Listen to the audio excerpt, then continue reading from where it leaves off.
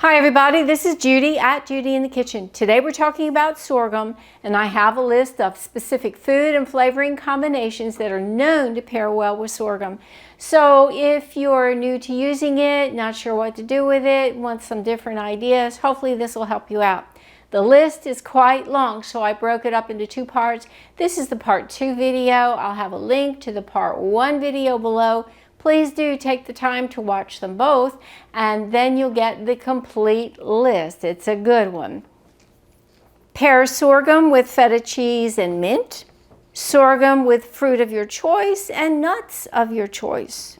How about sorghum with ginger, leeks, and peas? Or sorghum with kale and scallions? Try sorghum with lentils and spinach. Or sorghum with mushrooms, spinach, and tofu. How about sorghum with sage and root vegetables? Or sorghum with sesame seeds, mushrooms, and tofu?